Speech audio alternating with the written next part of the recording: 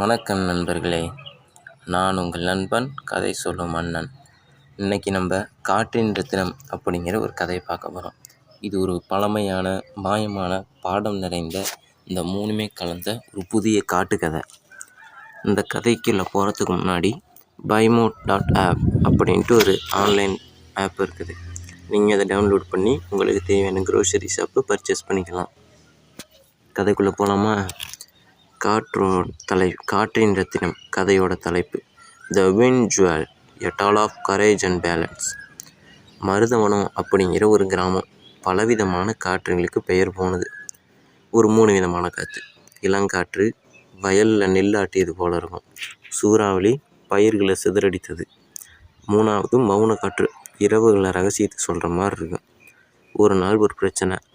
என்னென்னா, ஒரு நாள் சூறாவளி மட்டும் தொடர்ந்து வீசியது. வீடுகள் உடஞ்சிது, மரங்கள் வேரோடு சாஞ்சுது. கிராம மக்கள் பயந்து குகையிலே ஒளிந்து கிடந்தன. ஏன்னா காற்று அடிக்கிற அடியில் வீடுகளை தான் பிச்சுக்கிட்டு பறக்குது. அப்போ அந்த கூட்டத்தில் ஒரு ஞானியோட வாக்கு. வயதான கருப்பண்ணசாமி ஒரு புராணத்தை நினைவூட்டினார். மலைக்குகையில் வாழ்கிற பொன்மயில், அதாவது காசி மயில்னு சொல்லுவாங்க, அது ஒன்று. அது இதயத்தில் காற்றின் ரத்தினம் உள்ளே இருக்குது. அதை தொடுவங்க காற்றை அடக்கலாம் அப்படின்னு சொன்னார். அந்த கூட்டத்தில் இருந்த ஒரு நாயகன், ஒரு இளம் வயது வீரன், பேரு இன்பன். தந்தையை சூறாவளி காற்றுல இழந்தவன். அவனுக்கு ஒரு 15 வயசு தான் இருக்கும். அவன் முன்னாடி நான் அந்த ரத்தனத்தை கொண்டு வரேன் அப்படின்னு சபதமிட்டான். தம்பி, அது சாதாரண விஷயம் இல்லைப்பா, அதுக்கு தடைகள் இருக்குது, 3 தடைகள் இருக்குது அப்படின்னு சொன்னார். சொல்லுங்க, அதையும் சரி பண்ணி நான் கடந்து போய் காற்றின் ரத்தினத்தை எடுத்துகிட்டு வருவேன் அப்படின்னு சொன்னாப்புல. சரி சொன்னார். என்னன்னா, 1 குருட்டு பள்ளத்தாக்கு, காற்று வீசும் ஆழமான பள்ளம். இதுக்கு தீர்வு என்னன்னா, இன்பா காற்றின் திசையை கவனித்து மரப்பட்டைகளை காலில் கட்டி காற்றே அவனை மறுபக்கம் தூக்கி செல்கிற மாதிரி அப்படி பண்ணிக்கி அப்படின்ட்டு அவனும் ஐடியா கொடுத்தாரு. 2வது மாய மரங்கள். ஒரே மாதிரியாக 100 மரம் இருக்கும். 100 மரங்கள் இருக்கும். ஒன்றை தவிர மற்றவங்க எல்லாமே பாம்பு தான். இதுக்கும் தீர்வு சொன்னார். மணிக்கீற்ற காற்றில் ஆட்டு, உண்மையான மரம் மட்டும்தான் நிழல் இருக்கும், மற்றதுக்கு நிழல் இருக்காது. ஏன்னா மரம் ஒன்று தானே, அதுக்கு மட்டும்தானே நிழல் இருக்கும். அதனால் 3வது கழுகு வீரன், அதாவது அவர் பேர் காசி, குகையோட காவலன்.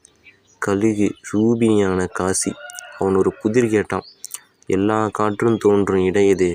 மலரை தூக்கும் இடமும் மரத்தை உடைக்கும் இடமும் ஒன்றே அப்படின்னு.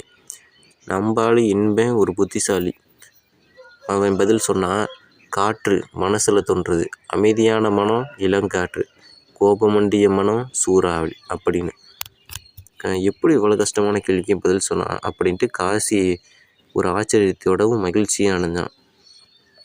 பொன்மையில் அழைச்சான். காசி மயிலோட இதயத்தில் ஒளிர பச்சை ரத்தினத்தை இன்பனிடம் கொடுத்தான்.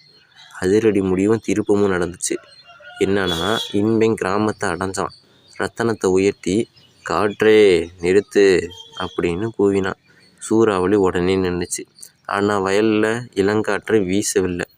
உண்மை தெரிஞ்சதும் ரத்தனங்காற்றை முற்றாக அடக்கியது. சூறாவளி மட்டும் இல்லை, நல்ல காற்றையும் தடுக்குது. இன்மை ரத்தினத்தை 3 துண்டுகளாக உடைச்சி ஒன்றை கிராமத்தோட கோவிலில் வச்சான். இளங்காற்று திரும்பியது. ஒன்று காட்டில் புதைச்சான். காற்று சமநிலை பெற்றது. இன்னொன்று கடலில் எறிஞ்சான். சூறாவளி திசை திரும்பியது. கதையோட சாரமே சமநிலை வாழ்வினோட மூலதனம். தீமையை அழிப்பதில்ல, நன்மையை காப்பதில் தான் உலகம் நிலைக்கும்.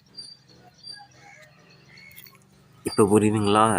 காற்று மாதிரி தான் நம்ம மனசும். அதை சமநிலையில் வச்சுக்கிட்டா எந்த ஒரு பிரச்சனையும் இல்லை. சமநிலையில் வச்சுக்கலாமா? காற்றை கூட சேர்ந்து மனசையும்